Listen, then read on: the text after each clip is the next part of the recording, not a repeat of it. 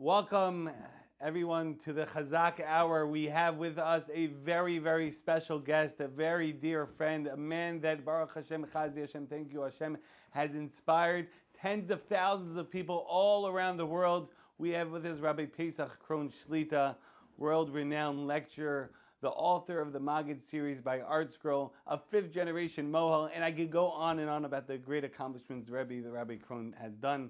But we don't want to embarrass him too much. But Yeshakach, thank you very much, Rabbi, for agreeing to be on the program, and it's such a pleasure to have you. Well, I can just tell you that you and I know that I've been right with Chazaq almost right from the beginning. That's right. Right, and I feel that you do such tremendous work, not only in Queens, but for all over the world where people hear about Chazaq. And that's why anytime you call, I try always to be there, no matter where it is. One thing about Rabbi Krohn, he's always readily available for Chazaq and for Klal Yisrael. All these different programs. You know, I'm just going to give one shout out to our friend, Dr. Jonathan Donuth. Oh my goodness! One of the newest programs. Right. Rabbi Krohn is the Daily Giving advisor of the organization. He's on the board over there. DailyGiving.org. Oh my goodness! What a great organization where a person gives $1 a day, and he signs up, and they have given out over tens of thousands of dollars since they started in 2019. It's just absolutely incredible. Really goes a far way. Sure way. And even now they have so much to give out in the next year. They'll give out over $1 million. It's just amazing. And when they asked me about Chazaq, I said, listen, right, it's got to be right up front and center. That's right. So we encourage everyone to check that out as well. So tonight's topic is Emunah and Bitachon in trying times. And as Rebbe knows, and as everyone knows, it's been very, very difficult times with the pandemic. And we'd like to hear some chizuk from the Rebbe. Well, I think the first thing is a pasuk in Yeshaya. I'd like to read it. It's in Yeshaya Mem Aleph, pasuk Vav. Now, even though the pasuk technically is not referring to what I'm going to be saying it's referring to, but still, many, many Gedolim and the Novominsker Rebbe, Nebuch Zecher Tzaddik Levracha, used to quote this pasuk very often when he would come to Agudas Yisrael conventions, and he would talk on a Matzah Shabbos, and he would say, Ish esreyeo yazoiru, a person has to help his friend, Ula Ochiv Yoma Chazaq. And to his friend, that's right, that's the pasuk for Chazaq. That's exactly why I wanted to start with it, because that's what we need more than anything else. We need each other. We've gone through difficult, very difficult times. And, you know, Yaniv, I must tell you that in many different communities, of course I can't mention the names, but I have spoken on Zoom right here from this table right here. And what the Rabbonim have asked me, please talk about unity. And because people never... You know, I told them that we all know that in the word community, you have the word unity. Right. But you know what I came up with? In the word pandemic is the word panic. And, you know, only because I thought that I have to prepare about unity did I realize that in a time of pandemic, there is panic. There is panic in a person's own family. As you say, you know, people have lost jobs, they've lost relatives, and they've lost self-confidence, because they're just not what they were before. So there's a panic. And then when you come to a shul, whether you do wear a mask or don't wear a mask, or whether you daven inside or whether you daven outside, everybody has different opinions, and it sets a panic in a community. And we have to know, how do we get along? And how do we stop this panic? And how do we try to give each other chizuk? And I can just tell you that I remember that many, many years ago, of course, I wasn't even born when this happened, but it's something that gives me a lot of chizuk. And many times when I take these trips to Poland, I tell people this pasuk, that the Imre Emes, who was the third Ger Rebbe, now he was able to get out of Poland. He was lucky, and he was saved. But after the war, the Hasidim, the Ger Hasidim, came over to him and they said, Rebbe, please write a letter to all the Hasidim, wherever they may be in the world, to give them chizuk. And this is a letter that he wrote, and I'd like to read part of it. And he quotes a pasuk that we all know, Vahi Erev, Vahi Vaiker Yom Echad, right? So we all know that pasuk, right? It's the beginning of the Torah. It was evening, it was daytime, and it was one day. But he darshaned it in a way of drush, and he said like this. He writes, to my brothers, to the brothers of Klal Yisrael, wherever you may be, who have you been spared from the sword, all those that were saved from the Holocaust, wherever country they were, or in Eretz Yisrael. and whatever Hashem should be with you. And then he teaches like this. Vahi Erev, we know that there's darkness, and there are people in the same family go through darkness. Vahi Voiker, yet you have in the same family, there are certain people that have nachas. But we have to know Yom Echad. It all comes from that source of light, which is Hashem. And that's the first thing that we have to know. So many gedolim, so many leaders, so many community activists have left, went to Rabbi Rosh Yeshiva, my Rebbe, yeah, of course, and the Navim Rebbe mentioned. So many wonderful Balabatim, Noach Tir, who did so much for Klal Yisrael. It's so difficult, we've lost so many, many, many good people. And I'll tell you, one of the things that I think that we have to hold on to is there are certain great, great books. Now, I know that you're going to interview this tzaddik, Rab Sholem Arush, who wrote The Garden of Emunah, which is out of this world. And, Living Emunah, could you believe how many, Rabbi Ashir, it's unbelievable. It's like, I think this is the 5th volume, can I know or believe it? Oscar told me they sold over 100,000 of these. It's amazing. And they also have the children's one, which my kids love. Really, no kidding. And I think that that's where we have to begin reading these kind of books. And then there's this woman, her name is Risa Rotman. I met her in Eretz Yisrael. Now, I'll tell you who she is, and I'll tell you something that she told me that is out of this world. Now, if you remember that terrible incident that happened in Hanof, remember? Course, right. Yeah. Now, 4 people, 4 tzaddikim nebuch that were brutally killed. Her husband was the 5th one, but most people didn't realize that. Why? Because he didn't die right away. He was in a coma. And she asked me to come to her house in Hanof. I came to her apartment, and she was writing this book, and she knew that I had written for Art Scroll, and she wanted to discuss a title for the book. And we discussed it, and she told me how, after a few months, everybody forgets about tragedies, and they go on with life. And Nebuch, every day, she would go to the hospital to see if her husband was coming out of the coma. And after a year, Nebuch, he passed away. And she wrote something in here, in this book. And eventually, I gave her a title, but Art Scroll came up with a much better title, and that's Terror and Emunah in Hanof. And also, you talk about Emunah. You talk about a woman who has Emunah. And I'll tell you something that she wrote, and I'd like to quote it because you would think that a Rosh Yeshiva wrote it, and I just want to read it. And she said to me that there were many, many people that would ask her, are you in limbo? A limbo means like, are you hanging in midair, to wait for something to happen? And on page 251 of this book, she writes, no, there is no such thing as limbo. Jews are never in limbo, whether they are waiting for a shidduch, a baby, or any other salvation or Yeshua. They are exactly in the place they are meant to be. And then she writes, they're Avodas Hashem. This is the place where I am meant to be at this time to serve Hashem, and that is for all Jews at any time or any place in their journey. And what this Tzaddikus is saying is we're on a journey. It's supposed to cry. We're on a journey. And if Hashem gives us a test, life is a test. And we're not in limbo. This is where we're supposed to be right now. And that's our mission, to try to remain strong. And the question was, how do we remain strong? And I think what you're doing by making a program of Chazaq for Chizuk is the best thing that we can do. We got to hold on. Now, I want to tell you something that I think that it gives me strength, and I think would give everybody strength. And there's a wonderful sefer. It's a sefer Kodesh Ad Mi'od. It's written in English. It's called Rav Schwab on prayer. Oh, I actually have it at home. Yeah. And take a look at what he says about Shema Yisrael. And I'm going to tell everybody now in the audience how Rav Schwab understands Shema Yisrael. And you'll see that it'll give you chizuk. I know it gives me chizuk, and I'll tell you an amazing thing. And he writes like this. He quotes a Zoyar Chodesh in Rus. And he says like this. Asvasa lebarnash, the remedy or the medication for a person, B'hai Alma in this world, is B'chol Yoma, the one who reads every day Krishma, the way you're supposed to read it. And Rav Schwab says an amazing thing. You ever think about this? There's 6 words in Shema Yisrael. And there are 6 words in Baruch Shem Kavod Malchus El Yolam Voed. And there are 6 Orei Miklot in Eretz Yisrael. Orei Miklot is a city where a person finds security. He's saved. Miklot, he can run away. And he says that's what Shema Yisrael is. If you say Shema Yisrael, those 6 words, and Baruch Shem, those 6 words, that's your Orei Miklot. How? Let me tell you how. Watch, when you say Shema Yisrael in this way, you'll see that you're going to get chizuk. I know, I certainly get chizuk. And this is like this. We know that there are different names for Hashem. There's Hashem, and there's Elokim, Elokeinu. There's actually 72 names, which is Nai Gematria, Yaniv. Yaniv is equal 72. No wonder you're so holy. So now listen to this. So he says like this. Hashem is Midas HaChesed.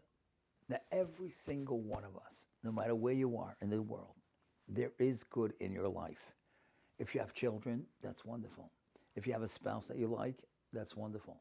If you have a house, if you have a job, if you have friends, you have a rov, there's good in every person's life. That's Hashem. There's Elokeinu.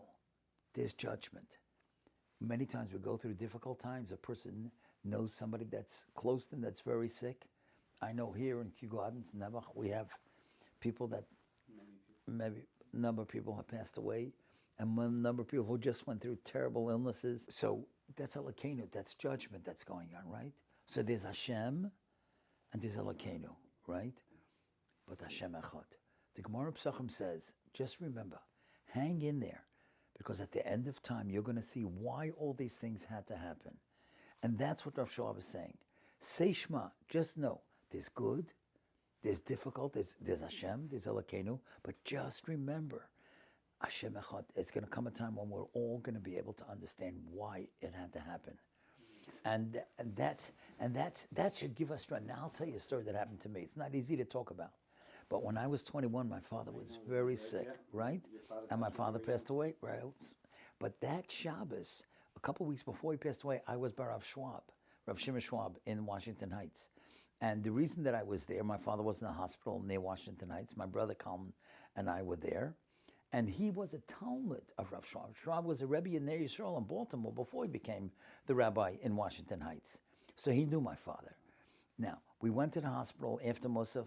We davened in the Washington Heights Kehillah, and then we came home. And he asked me, how's your father? So I said to him, I have Bitachon that he'll be well. And he got very stern with me, and he said, Bitachon does not mean that your father's going to get well. I almost fainted when he said that. Here, I'm 21, and I know if he dies, I got to take over, and I'm going to, run the family and responsibilities, the family, Panosa, everything, right? And he says, Bitachon doesn't mean your father's going to be well. Bitachon means that Hashem has a master plan, and hopefully one day you'll be able to understand it. And that's what Bitachon is. And I think that that's how we have to, and that's how we have to cope. We can't understand it. Anybody who tells you they know why COVID came is either a Navi or out of his mind. And nobody, we don't have Naviim today. That's why we daven, Hashem, please, bring us back the advisors. So nobody can say, because it happened because of this Aveira. And many different people, they have a favorite Aveira that they like to blame the whole world on. They say that's why it happened, right? I don't want to give examples because that, right? But the point is, we don't know. And because we don't know, we have to hang on to each other. That's what the Pasuk is telling us. We got to hang in there. We have to hang in there, and there will come a time. And, Mashiach is around the corner. I'll tell you something that the Bnei Yisrael says that's out of this world. The 4 letters on the dreidel. Nun, Gimel, Shin, and Hey. That's Goishna, by the way. That's this week's Parsha, right? That's where they went, Goishna. Okay? And he says that the dreidel is the spinning of the world history. He says Goishna is B'gematria 358.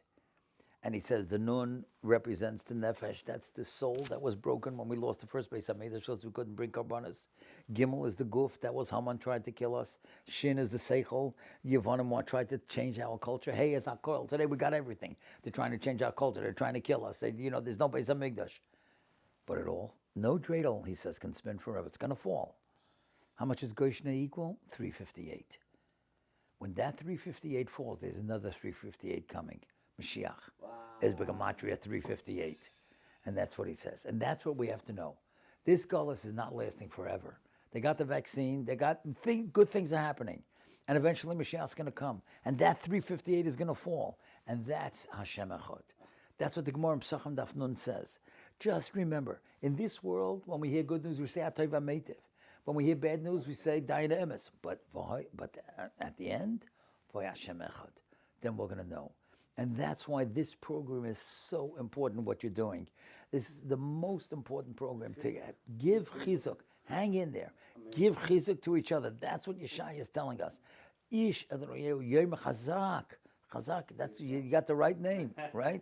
Rebbe, there's another Indian of Chizuk, which is right now very permanent, is the topic of employment. Due to the pandemic, a lot of people have lost their jobs. Parnasa is a very, very big, maybe Rebbe, give us some Chizuk on that topic as well for a moment. I'll tell you something very interesting. I spoke in Lubavitch, in Chabad. I hardly ever get to speak in Crown Heights, right? Nice. But they had a Unity Sefer Torah, three wonderful guys. Man, that was some program. It was a 6-hour concert. I know them very well. Yeah. Oh, you know the guys? Yeah, right. Wonderful guys. Now, so we were talking about Chizuk, and they live streamed that to the whole world. So it was only a Chabad audience in Crown Heights, but basically the whole world. And over 300,000 people participated in buying letters, for the Sefer Torah. But the point is that when we were speaking about unity, so there was one fellow, and he mentioned a very, very beautiful point. He said, we know a lot of people that are out of jobs, but we know people that are, Baruch Hashem, still being matzliach. It's the achrayus of people that are being matzliach to look out for those who don't have parnasa and see how you can pay tuition bills. You can call Tveres Moshe. You can call Or Yisrael. You can call Or Yisrael. Doesn't exist. I mean Yeshiva Tana. I'm dating myself, right? Yeshiva Tana of Queens. That's right. In other words, you could call the principal and say, "Well, call the executive director. Look, there's got to be people that don't have money to pay. Here's $150. Here's $200. Go to Rosenblum's. Go to any grocery store and give them money or pay tuition. Or there are people that are sick nebuch and they have a lot of doctor bills. Call them up and say, listen, I've got a fund. I know I can help you out. And that's how we can get through with it. It's difficult for those people. But last night I was on the phone with a lady and I said, listen, I've got $500 for you for medical bills. And she said, Baruch Hashem, right now I don't need it. But I said, but just remember, the cushion is there. You need it, I've got it. That's chizuk, right? And that's what they need. We have these cases every single day as well. People reach out to us about this definition, and we try to help them out, or try to find others to help out if we can. Exactly There's many great organizations in Klal Yisrael. That's what David HaMelech, when he was up at night and in the morning, there were people that he would say, Klal Yisrael can support each other. That's what it is. Klal Yisrael can support. There's no question. There are people out there. There are Wolfsons out there. There are great people. And it doesn't have to be only the Wolfsons. They like to support Kiro, but there's other people who can support other things. Right. And they're great people. We got to tap into them. And if they are listening, they have to know that they have to reach out. It's not they have to wait until they get called. Many people sometimes are not comfortable reaching out, meaning to these organization individuals. So if these individuals reach out to them, it'll be for them a big... Yeah, that's a tremendous thing. That's a big achrayus. If Hashem benched you, you're the Hashem part. So there's some people that are lekenu, they're going through judgment. Let's make it Hashem echad. That's the achdus. That's the unity. That's really what we can do. And if we do that, people get tremendous amount of chizuk. There's a topic of Ein Od Milvado that's always been thrown around. There's magnets, there's stickers. Rabbi could touch on that topic as well. I'll tell you something from practical experience. Practical experience. I once heard that the Briskerov said that if somebody is in a jam and he just doesn't know how to get out of it. Many people like that. Just say these 3 words. Ein Od Milvado. That's it, Hashem, I'm giving it over to you. You take it over. I can't do it. It's only up to you. And I'm telling you, I have been in situations where I figured, there's no way, how am I going to get out of this? And you just say, Ein Od Milvado. Just say the words. And I can't say it's magic, but I'm just telling you that it does help, because all of a sudden you're throwing it on somebody else. You're throwing it on Hashem. Ein Od Milvado. And then once a person understands that he's not running the world. So whatever happens, you're not in limbo. That's what you're being tested. Rebbetzin Youngreis wrote a book called Life is a Test. Oh, amazing. Yeah, amazing book. And she was an amazing lady. Right. So many times. And that book, I encourage everyone as well. I got to tell you one point that I'm so impressed at the fact that Rabbi Krohn, has been promoting other books as opposed to the Maggid's books as well, which are so inspiring as well. I have the Maggid series. I don't know if I have everything, but I have quite a few of them. Also inspiring. And whatever you're missing, I'll be happy to give you. It's no problem. But a person has to have an ayin toiv. You have to be happy when there are people that are doing well. There's a guy, Sruli Besser, he's a fabulous writer, I'm sure you know. And he just wrote something on Nishmas, so call him, tell him. And that's what I did. And and he's so happy, because it takes effort. And these books, I remember when I met him. I met him in Uman. Really? I don't go. No, I don't go to Uman. Rosh Hashanah. This is not my style. But I went to Ukraine in the summer with El Islam, with Ina's tours, and we were there. We were in Kiev. We were in Badichev, and we spent Shabbos in Uman. And he happened to be there, and I had never met him. And there was a guy, Rav Mata Frank. You ever meet Rav Mata Frank? Oh.